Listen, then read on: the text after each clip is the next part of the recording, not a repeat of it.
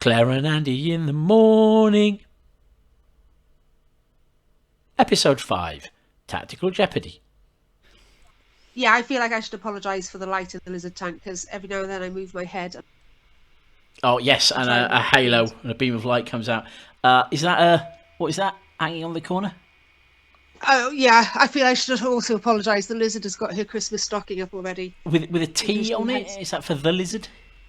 No, it's for Tofu, which is her name. Ah, right, okay. Tofu. Yeah, she's got high expectations this year. What? What do you mean? I assume that the stocking is going to be crowned full of wax or something interesting. Oh, right, okay. Is she looking forward to Christmas? Well, as much as anybody who sleeps for 23.5 hours a day is. Oh, man, talk about goals. Anyway, good morning, everybody. Welcome to Clare and Andy in the morning, or as it is today, Clare and Andy's in the morning. In the very early morning. In the very early morning. We're recording this. I'll be up front, I'll be honest. I'm going to ruin the illusion for a second. We are recording this intro section after we've just finished having a chat with Andy Connell. Big Andy, tall Andy. Andy with the beard. I'm not jealous. And that's why it is light outside, because we started this because Andy has an actual day job. We started this while it was dark outside. So in a moment, we're going to actually go about 2 hours back in time, and it's all going to become dark again. It's all very exciting. It's the problem of me sitting next to a window. But yes, so there we go. We're about to be joined by Andy Connell. Why are we about to be joined? It was a good idea 2 weeks ago that we said we'd do this at 7 o'clock in the morning. Well, I didn't actually agree to it until after you had, at which point it was a bit late for me to complain. But why are we talking to Andy Connell this morning? Because we've talked to you about how we write Winds of War, talked to Tom about how we present Winds of War to players and create battle. So now we're going to talk to Andy about battle. Okay, excellent. If you are interested in either of those two earlier videos, they are in the same playlist as this one, the Clare and Andy in the morning. And I guess we might as well call Andy in. Let's get Andy in and let's get started. Clare and Andy's in the morning. Good morning, everybody. It's a great one. I've only... Oh, good morning. Sorry, we're already thick in discussion about mince pies, because that is the topic of today's Clare and Andy's in the morning, now with twice as many Andys as any Orcs Planet channel may have. We're talking about mince pies with Andy Connell, who is PD's official mince pie reviewer. It's true, I am a mince pie aficionado of some standing. In fact, I have a YouTube video dedicated to reviewing this. Links in the section below. Nice. Have you started this year's reviews? No, we don't start until December. That would be madness. 2020, I could cope with early mince pie reviews. No? Okay, fine. Andy also does a bit of work with the skirmish team and battles and quests and similar. And that's another thing I suppose we can talk about this morning. I like the way you say a bit of work, like it's not a massive job. He's a big man. He can cope with big jobs. So I think the skirmish team is probably the biggest team we have at. I've not measured the others, so yeah, let's say yes. Do you want to start us off then, Claire? So we've already talked about, we talked to Andy, Andy, about Winds of War and Winds of Fortune and how battle opportunities are written and created before the game even. Talked to Tom Hancock's, I was going to say other counterpart in the battle team, about the logistics and how he writes the battle, how we present them to the military council, how they make their decisions and how that's fed back to us. Then it all becomes Andy Connell's problem, doesn't it? Yeah, pretty much. But I don't do it alone. I have quite a lot of help. Yes, but you're the voice. Yeah. So, what would you like to know? Well, from my point of view, and this is going to be completely wrong, so you can correct me. Your job starts at an ungodly hour on Saturday morning when you start shouting at tents. Yes and no. So I do some work in the lead up to the event with Tom, talking about cool ideas for battles and how we can overlay those onto the sort of the on-running plot.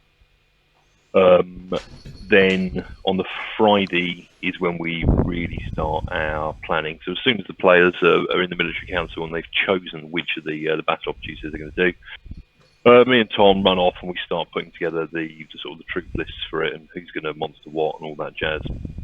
And then at 10 o'clock on Friday night, I used to do it at midnight, but that was deeply unpopular for people who like drinking and sleep. Friday night, I do a battle briefing for the skirmish team and for the EMU commanders. And the goal is, so one of the things the skirmish team do in a battle is they provide effectively the command logistics for the orc forces. All the player monsters come along and be the troops and whatnot. And the skirmish team take on a lot of the special roles like unit commanders or area commanders or runners or scouts or that kind of thing. And we sort of provide that sort of battlefield infrastructure. So on Friday night, we run through the plan for tomorrow's battle, and we always run through it. Obviously, we've got absolutely no idea what the players are going to do. The way the Sentinel Gate works is, the mysteries of fate.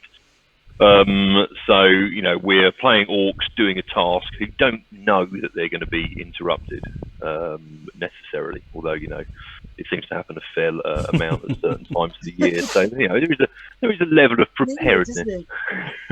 So Friday night is when we do that battle briefing and we talk about what our objectives are on the field, what we're trying to get done, and then if we pop, and then Saturday morning.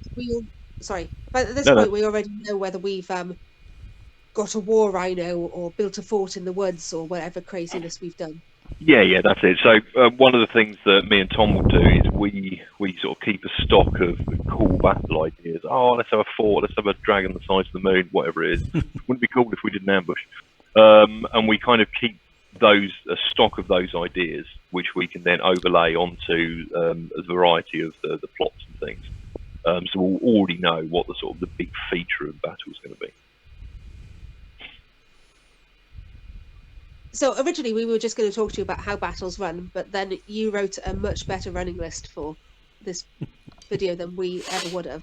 In fact, it's the first one that's ever featured the word philosophy twice.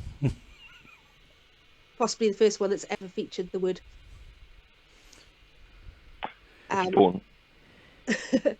So I think there's a lot of preconception in LARP that the outcome of the battle is determined and the game organisers will just balance the battle until they get the outcome they want.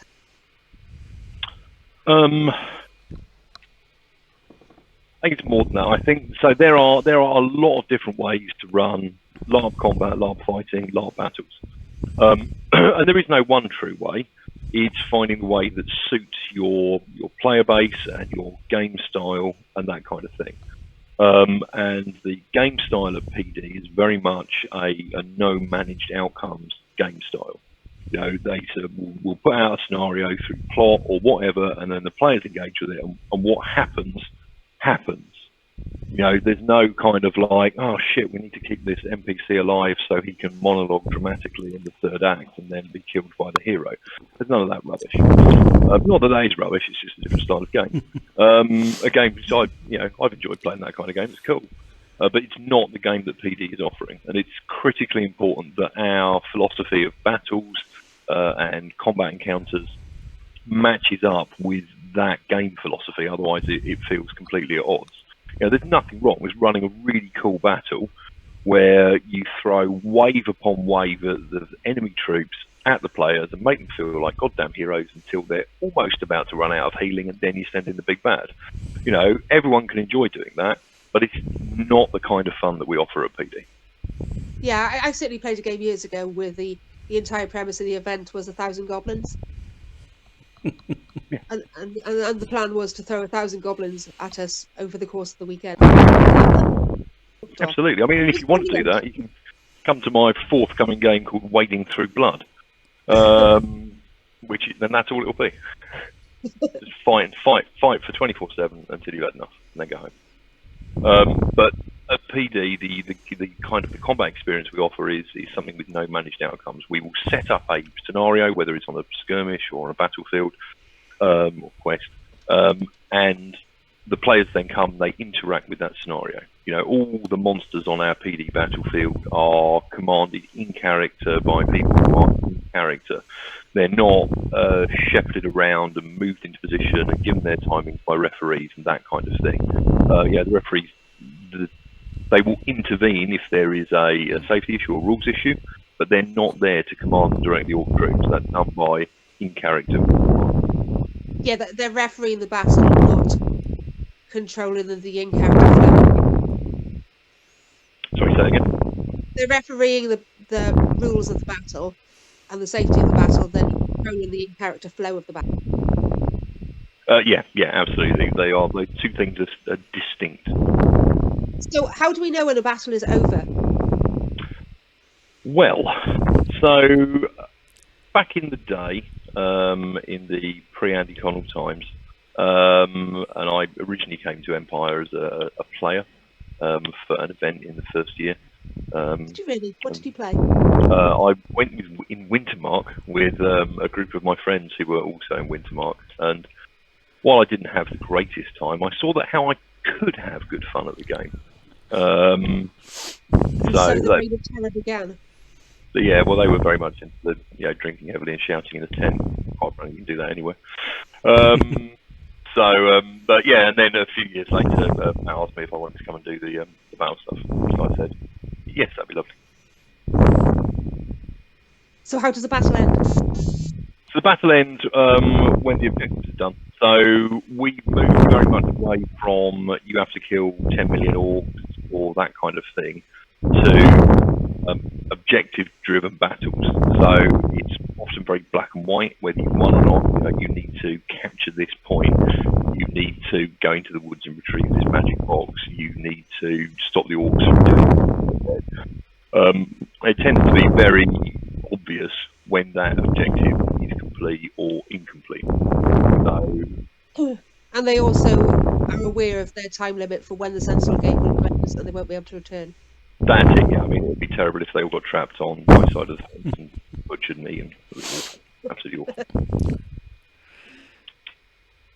Right, the next point I've got on our running order is Tactical Jeopardy. What? Tactical Jeopardy? Yeah. So one of the things that I like to create for combat, for fighting, for battles, for skirmishes, is the idea of tactical jeopardy. What you want the players to be doing is making high-pressure, important decisions in that environment. We don't want to run encounters where two lines of people walk towards each other and then slap each other with rubber sticks, because that's a very different hobby.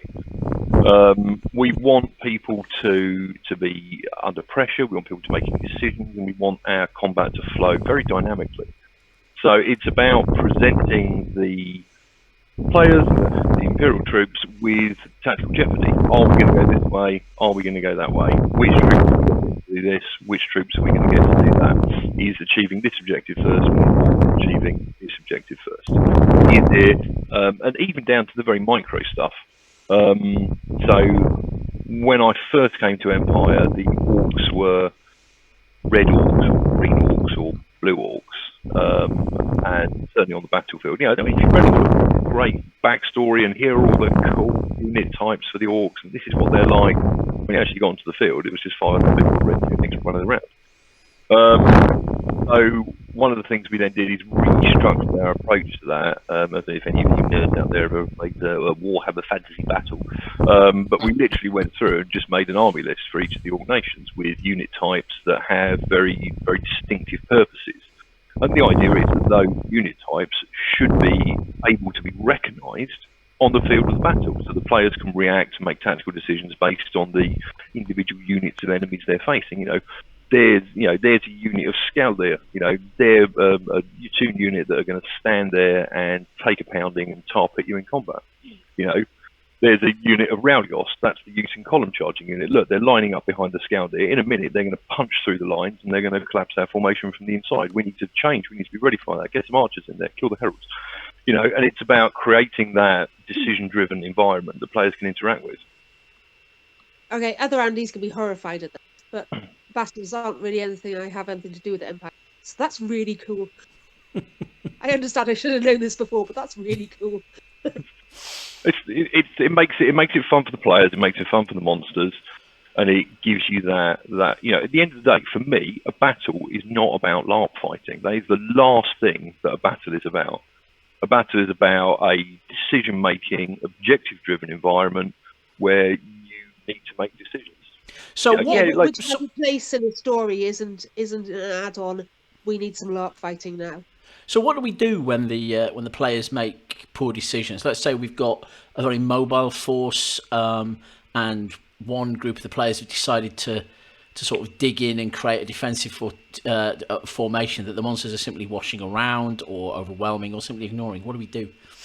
Well, to a certain extent, wiping those players out is not relevant to the orcs achieving their objectives and winning the battle. So if a big group of players want to stand in a defensive position, and I can use a third of the number of the troops that they are to keep them there, great, they can stay there all day. Brilliant. We'll go off over here and achieve our objectives. Because our objective is never to kill the baddies, because that's a rubbish objective.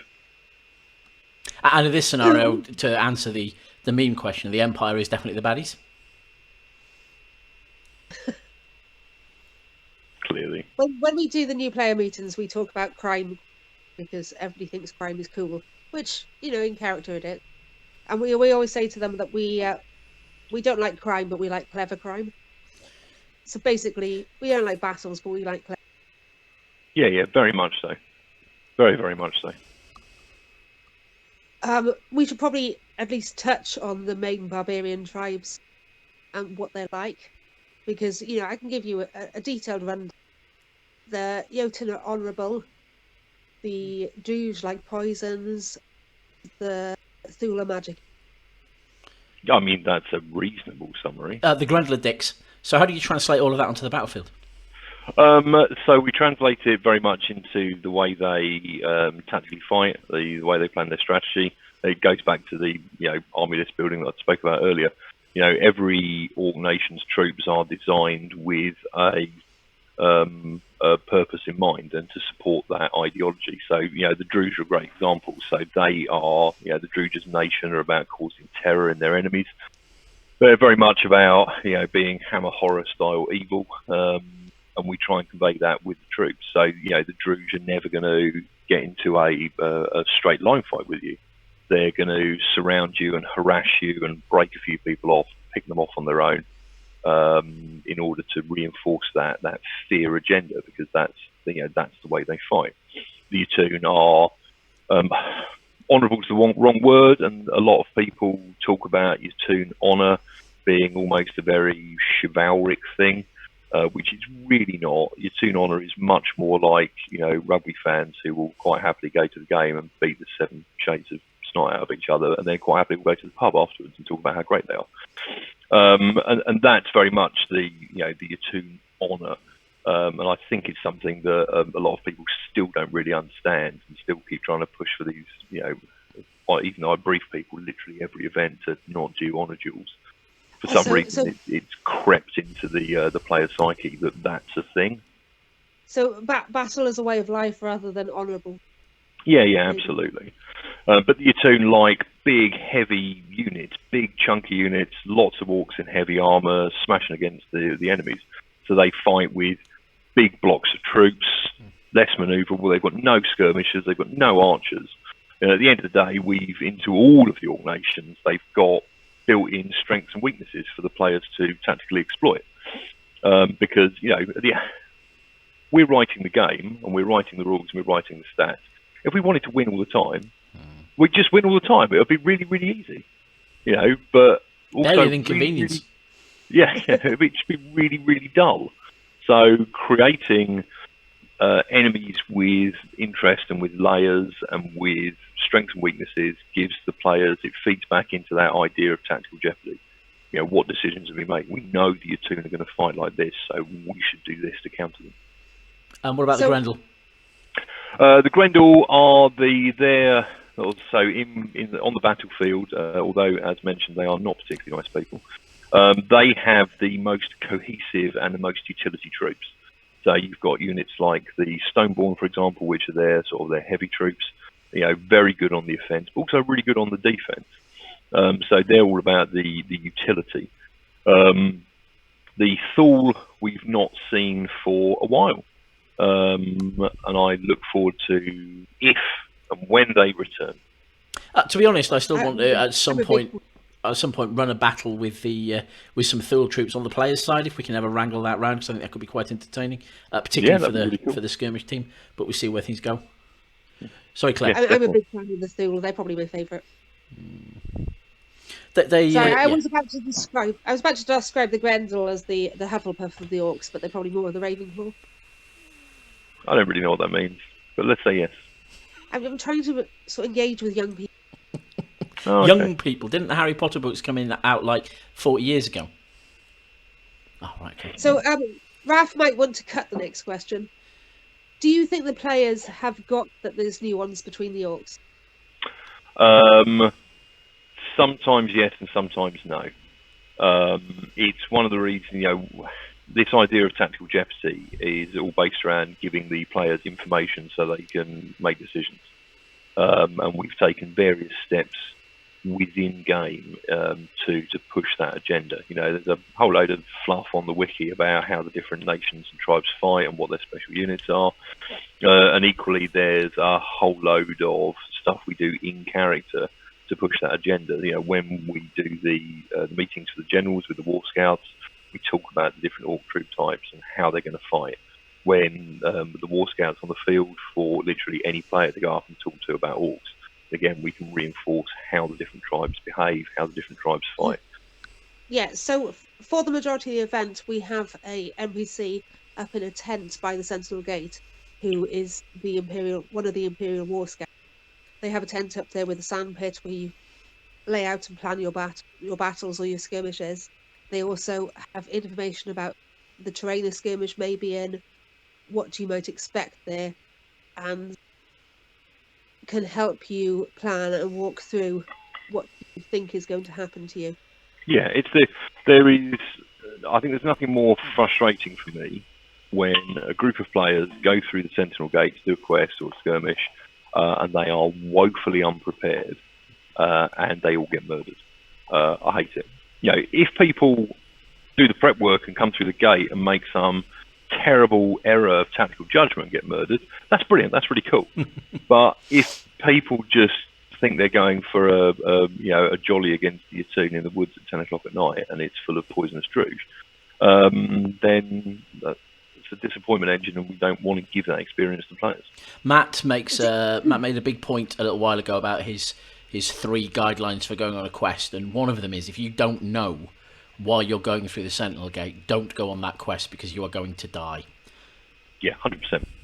Yeah, 100%. And the same with battles, presumably. You should at least have some idea of what the objective is, or you're crippling yourself before you even get through the gate.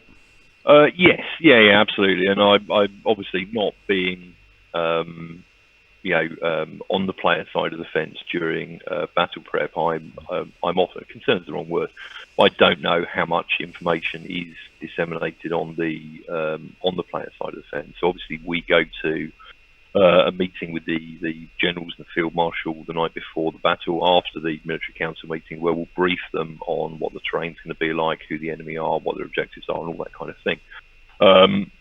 And I would like to see that information disseminated far and wide across the player base. I don't know if in practice it happens. I mean, I speak as someone, so in another game for many, many years, I was the war leader and that kind of thing. And, pre-battle time is when you sit down with your troops and you talk about what your objectives are, because at the end of the day, if everyone on the field doesn't know why they're there, they're just going to be a bloody liability. And you're breaking your, if you're leading a nation, for example, I think it's going to sound like criticism, but I think there is a lack of tactical dynamism on the part of the player nations. They very much like to form up in big, safe blocks, which all then blob up next to each other and just form a big old blob. The offensive block or the offensive blob and the defensive blob. Yeah. And and we want combat to be more dynamic than that. We should have nations who can go off and fight over there, but still confident they're going to get support from their friends. Don't get me wrong, this is, to a certain extent, this is all things that happen with time as the nations build trust with each other and build confidence with each other on the battlefield. And we try and run objectives to encourage that sort of tactical dynamism. I don't think it's always successful, partly because the physical space we now have to do battles in is actually quite limited for the number of players we've got. You know, the big field is half the battlefield. At the end of the day, there's enough players now, they can form an unbroken line across it from out of character boundary to out of character boundary and just walk up the field, which may be tactically effective, but quite frankly, it's boring as fuck. So I've got a couple of points thinking from the sort of newer player perspective. One, both Andys are completely right. If you don't know what you're walking into, you may well die, but that's not a reason to not go. Oh yeah. If you don't know what's happening, try and find out, but don't stop yourself having fun. Go and have fun. Just be aware that the consequences may be higher if you don't know what you're walking into. And the other point I've got is about the War Scout. From talking to the War Scouts and talking to the newer players are far more inclined to go and talk to the War Scout than the older, more established players are, because the more established players assume they know about that. Yeah. And the newer players go and take advantage of the resource. Yeah, very much so. Of the resource. Well, absolutely. as the saying says, when you assume, you get killed by Druge. Yeah, that's the way we like it to happen. I think one of the things I obviously don't have any perspective on is the military structure on the player side of the fence. So you obviously have the generals who are effectively imperial hat-wearing positions, and they elect a field marshal who will be the war leader on the day. But within there are a whole spectrum of other military positions which must exist in the game but don't have an official imperial hat. There's nothing. Your general doesn't have to be a leader of troops on the field at the end of the day. So you can have a huge level of war captains and unit commanders and this kind of thing. And I've got no idea how that logistically works on the player side of the fence. I mean, don't get me wrong, certainly from our perspective, it looks like come 8 o'clock, everyone's on the beer and in a tent. So I sometimes wonder if that is a part of the game that people are actually taking advantage of, because it's certainly an area of LARP that I have hugely enjoyed in the past. So I think it was a bit of a surprise, because from our ivory porter cabin behind the hedge, I think we assumed that a general would be appointed for their military strategy and their planning, and wouldn't necessarily be somebody who took the battlefield. It would be an organizer rather than a fighter, but that's not how it necessarily. I can think of a couple of generals who do have that capability, but that's not necessarily how it has fallen out in play. And whether we need a shift in player thought to get to that stage that a general doesn't have to be a combat person, they just have to be a planner, and they can appoint people who can lead combat. Yeah, absolutely. I mean, to a certain extent, there's no reason why the general should even take the battlefield. There is a huge difference in someone who is playing the big strategic risk game in the military council tent and someone who is shouting at 20 people that stand in line on the field.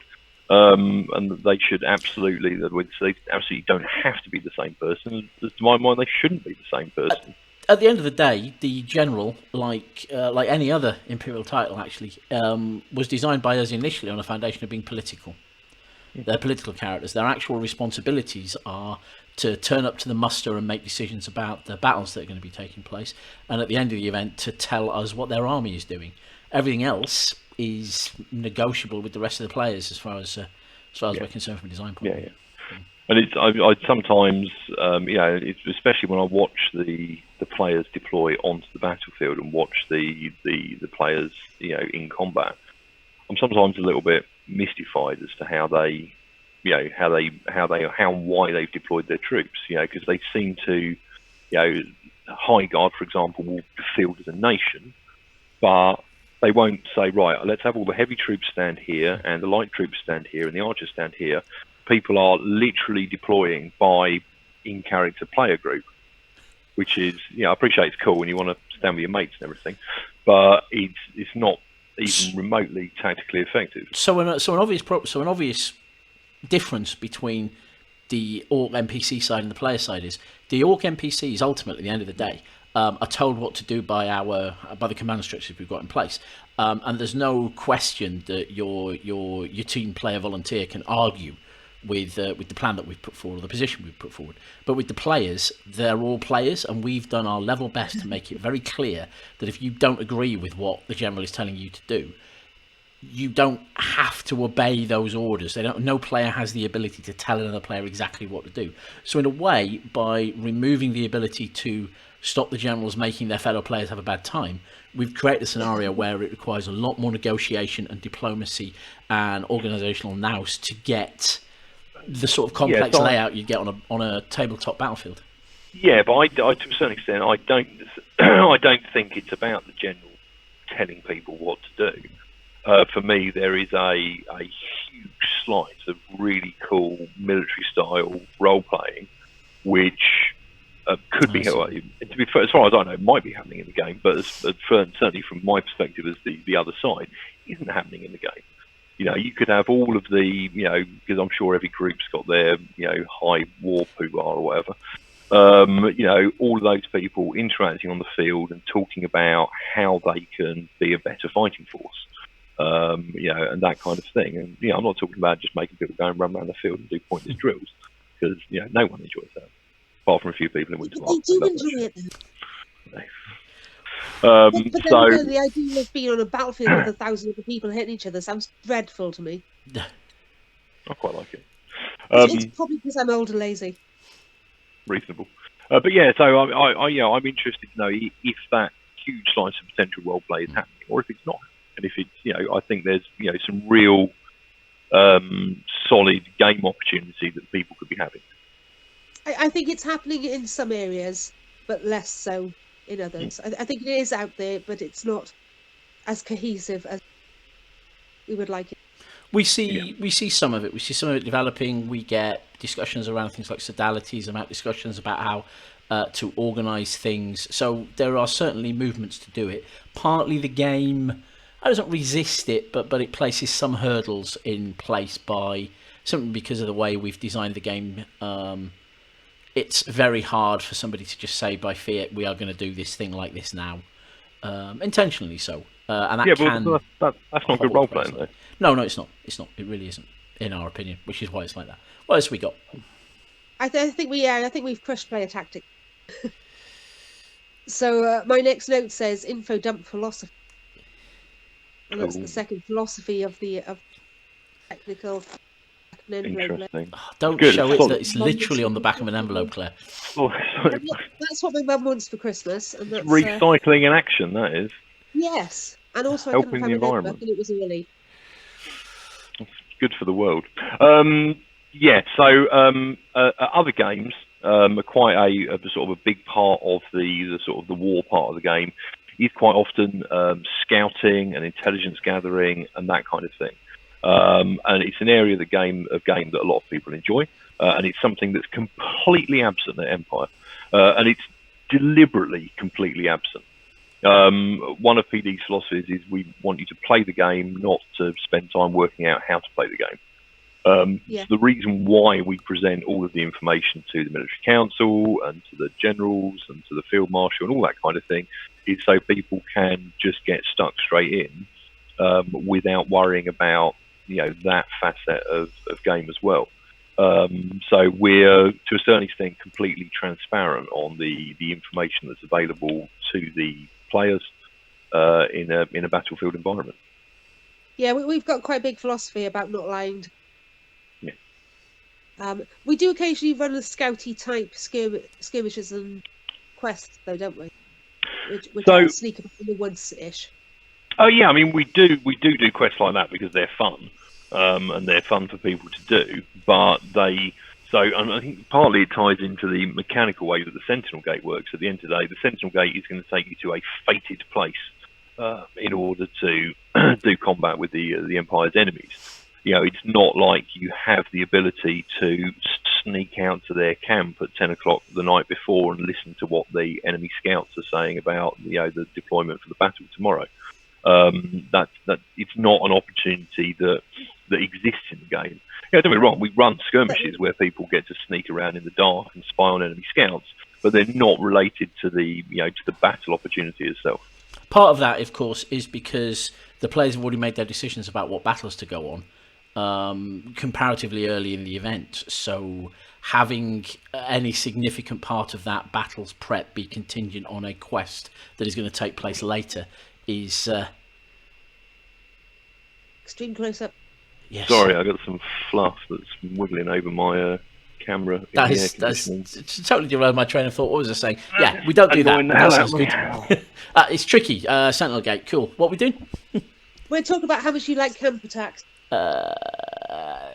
Camp attacks. I had a chat with a friend once about camp attacks who talks about how a different game runs a lot of camp attacks and how effective they are at making people feel like they're involved in fights, even though 9 times out of 10 the fight is over before half of the players actually get out of their tents.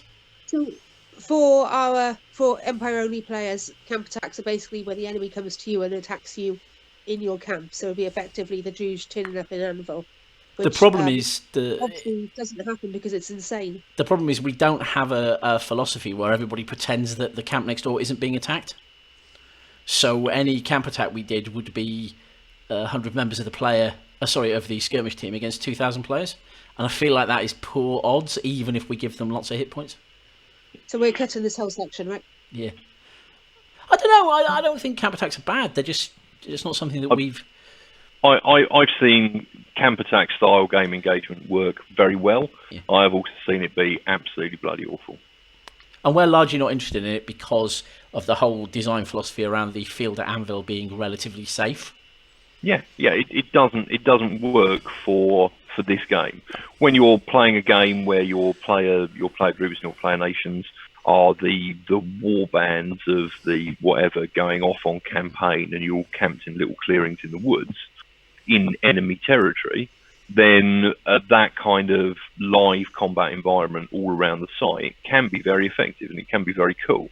But when you're like, oh, we are the 2,000 people safe in the heart of the Empire making big decisions about how the world runs, having 20 Druids crawl through the bushes for 3,000 miles to jump out and gank someone outside the toilets just doesn't make any sense. It's a great premise. All the way through Cassinia to the capital city. It's a great premise for a player event. And we've seen plenty of those sort of player events. And also, I think, Claire, you were saying, you're about pointing out what I was just about to point out, which is that we accidentally put the capital of the Empire right on the borders of the Empire. Certainly until they captured, liberated Rykos. But that's something we don't worry about anymore. No, let's just not think about that until it happens. No. Right, so the only other thing I wanted to talk about was EMUs, or cool. EMUs. So EMU stands for Elite Military Unit? Elite Military Unit. So whose brainchild were these? So I think to a certain extent I have to credit the LARP bringer himself, because when I came on board he was like, wouldn't it be really cool if people got more invested in monstering? And I said, yeah, people should get more invested in monstering because it's brilliant fun. And he was like, look, we've got this idea where people can create their own orc tribe and we'll do this. And I was like, God, that's a really great idea and it's logistically impossible.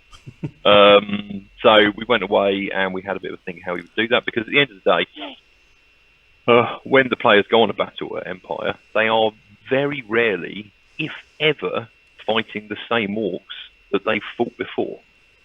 They're going through a magic portal. As in the same individuals. Yeah, as in the same individuals. There's no named character orc bad guys that come up again and again as a recurring nemesis, because it just doesn't make sense within the sort of the context of the game world.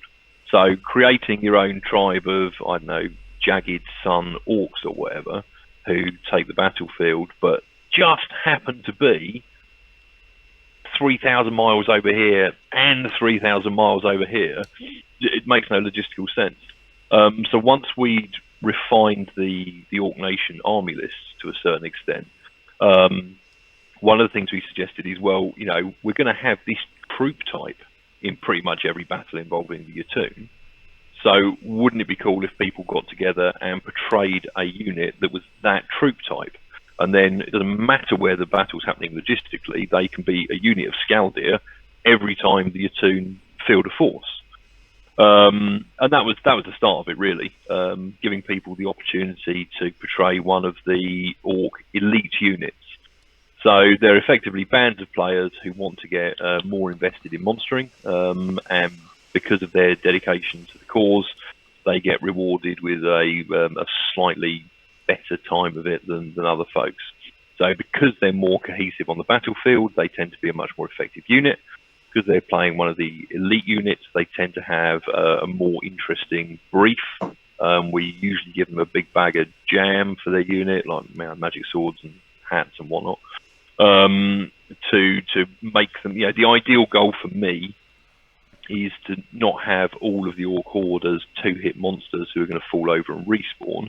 It's to have them equipped and deployed in a tactical manner with support from wizards and healers and physicians and artisans and all that kind of thing, exactly the same way that the players do, to make it as close to a player type versus player type environment that you can. And the emus go a very long way to help that. So how would I start an EMU? So if you wanted to start an EMU, you would send me an email to andy@profounddecisions.co.uk. That says Nirvana, mate. Link in the stuff below is what that means. I've been watching YouTubers. You kids with your YouTubes. You would drop me an email and say, Andy, I'm really excited to get on board with monstering and create my own EMU. And then I'll send you a really big email back with a list of all the criteria that I need you to be able to hit.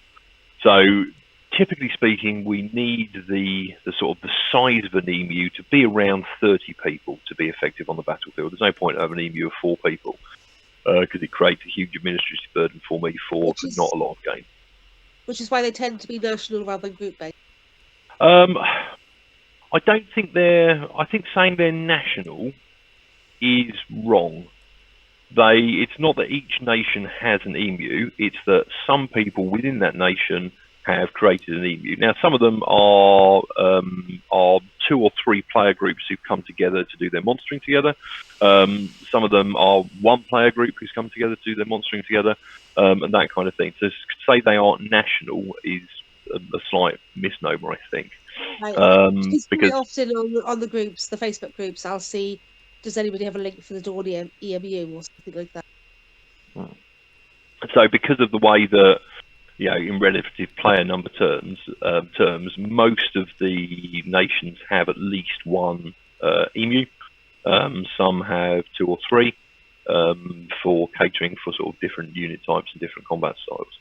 So once someone has wrangled 20 to 30 people together to be in their EMU, we'll then start a conversation with them about which Orc unit type they want to play. And what we do at the beginning is we suggest that people choose 1 particular Orc nation and 1 particular unit type that goes with that nation. And we'll give them extra briefing packs to help portray that unit. Like I said, we'll give them jam for the battlefield. They get to take a bit of a shortcut through monster prep in the morning because they all get together and get their stuff ready and then come up to us as a group so they can go straight out to the battlefield. There are a number of onerous duties in terms of out-of-character logistics that the people organising the EMUs have to jump through. They have to come to several exciting after-hours meetings with me. We have a special Facebook group where we talk to them and get them to do stuff. But historically, one of the things that PD has done is we have supplied a budget for players in an EMU who want to get together and make kit. And we've funded raw materials for putting together cool-looking monster kit. And assuming there isn't some sort of economic apocalypse, I imagine we'll probably continue to do that in the future. That's really fantastic. And like you say, makes the battlefield a lot more vibrant and interesting to be Yeah. involved with. We've also, of course, because one of the limitations on the Emu is if the Empire's not fighting the Jotun, your Jotun Emu isn't going to get an outing that event. But we have, I think in the past, made an effort to have some larger quests in circumstances like that, where we give an opportunity for emus to come and do some monstering. Yeah, that's it. So, I mean, to a certain extent, it's twofold. So, most people, once they've had their first hit of being an emu, are very, very keen to move on and portray an orc unit from each of the orc nations. So, some of the more established emus have got an orc unit type for every orc nation. Right. So they can, whenever they come monstering, they always get to field as an emu. But yeah, certainly if we want to put on a much bigger quest or a much larger quest, we'll talk to some of the emu commanders and say, look, your lot look good and they know how to fight together. We're doing a big quest at 4 o'clock on Saturday. Do you want to come along and be Druge? They'll be like, yes, please. So tell us more about the skirmish team, actually. We've talked about player EMUs, but we've also got, you're also involved in charge of a particularly important crew group, which is the skirmish team. Yeah, so as well as being head of the battle team or whatever, I get to run the skirmish crew. So these are the NPCs who supply the fight encounters throughout the course of the weekend, and we run skirmishes, which are quests through the Sentinel Gate into the player areas. And all of those are staffed by the skirmish crew. And like I mentioned earlier, they then go on to provide the sort of war infrastructure when the players take the field for the monster units. They work phenomenally hard. They are extremely dedicated. They love getting up early in the morning. It's their absolute favouriteest thing in the world. But no, they do an extremely level of hard work, but the amount of effort they put in is phenomenal. They've all got orc kit for the various different nations, and also because at the end of the day, we're not just orcs. I think some of our most fun encounters of the skirmish crew have either been husks or the lawn. We've run some very successful quests and quest chains using those monster types to create a new flavour of terror out in the woods. They were the Grim Legion with me once, and it was. Yeah, absolutely. I remember once for a tent encounter, they all played corpses, and they just got to lie on the floor and not move for 20 minutes. I thought it was the best thing ever. That was a past life vision, I think. The pile of corpses, wasn't it? Yeah. I remember That's it. Yeah, because we work them like dogs. I think I spoke with Tom about them doing an excellent version of a giant slime mold for a low-fear encounter as well. So the skirmish crew are pretty critical, very hard-working. I certainly enjoy working with them, which is nice because they make my life very easy.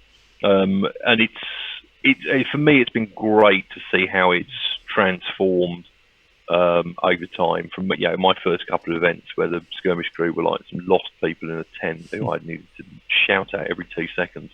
But now it's great. They shout themselves. I really have to do it anymore. Just sit on their throne, sit on my big throne, and be like, "Yeah, top work, everybody. Well done. Thanks for coming." I don't think we can big up what they do enough, because they start before time in. You'll see them unloading the armor. You'll see them unloading weapons. You'll see them setting up the skirmish at the monster tent, and then they do a really physical job all weekend. And they do it from 6 o'clock on Friday to almost about 11 o'clock at night. And then they do the battle, and then they do skirmishes on Saturday, and then they do it again on Sunday. It's a really physical job, and they just do it constantly. Yeah. It's really impressive. It is a very physically demanding role, and when people are interested in joining the skirmish team, I actually have an exciting set of terms and conditions that I send people that they need to agree to before they're allowed to be on the skirmish team. And one of those is to make absolutely clear what a physically demanding role it is, because it has to be. We have to be out in the woods running the encounters.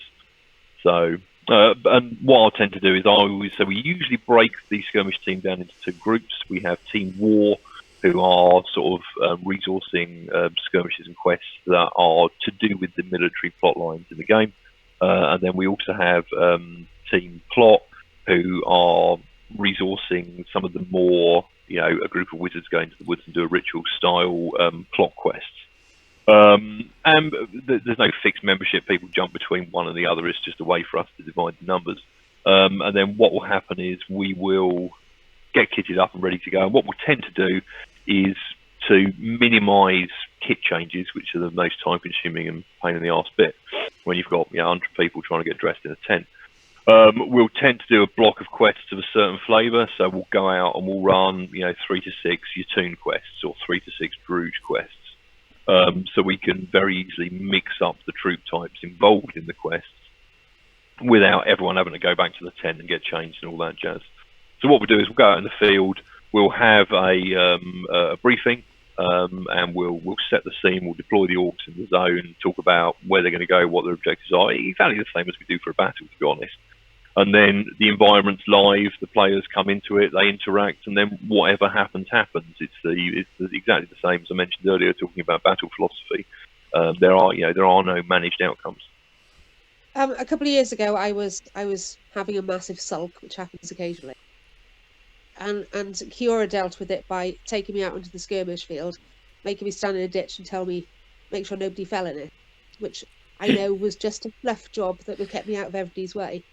But it meant I got to see what happened on skirmishes, and I really loved the way that before the skirmish started, they were like, okay, this is what we're doing, this is what's going to happen. Okay, so we are guarding this truck going from here to here, so we want to stand in this sort of formation, we're going to walk across the clearing, right? Have we got a couple of walking chants we can come out with?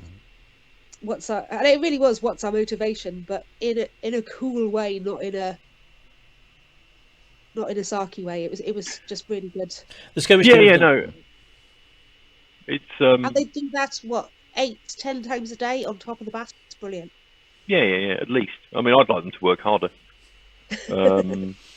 The skirmish team has done a really good job of embracing that idea that our opponents for the players are not D&D style faceless bags of hit points whose job it is to die, and that has been one of the things I've been most pleased to see happening at Empire. I think that the skirmish team knows the difference between a Jotun and a Druge, and they care about it, which is just really good. Yeah, very much so. And it's quite interesting actually, because everyone has their favourite orc tribe that they like to portray and they like to do, and even down to their favourite unit types. And it's quite interesting to see the sort of disparity between the things that people enjoy doing. And it's nice. It means not everyone's favourite orc is the Druge. Everyone likes all of it. Favourite orc is the Druge. My favourite orc is the Druge, obviously, because why would they not be? At the end of the day, I think part of the reason my favourite orc is the Druge is to a certain extent the players have a very limited tactical toolbox, shall we say, and the Druge nation style of fighting is the perfect counter to the way that the players fight.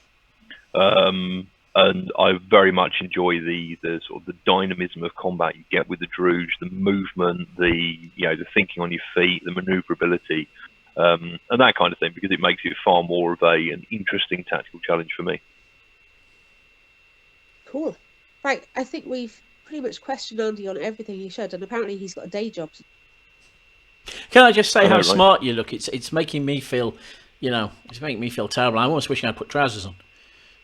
Well, who says I am wearing trousers, eh? But do we have 3 questions to ask Andy? Oh, well, I was going to ask, what's the best thing you've eaten on an Empire field? Best thing I've eaten on an Empire field is probably and repeatedly my 12-item Moorish pre-battle breakfast. 12. How many of that 12 is sausages, though? Probably, I usually go for something like maybe 4 bacon, 2 sausages, 2 eggs, scoop of mushrooms, and a couple of big dollops of the excellent Christmas pudding porridge on top. So that is the Connell breakfast, which anybody who's planning to go on the battlefield might want to consider having before they do. We've already talked about your favourite orc tribe, so let's imagine this is your first event. As a player, ignore any previous experiences you may have had. What character are you playing?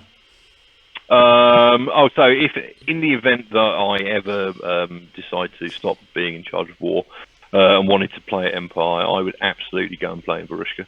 I love the sort of dark fairy tale stuff. I would be a big jolly boyar, like some sort of terrifying Russian horror show, and it would be a lot of fun. I very much like that.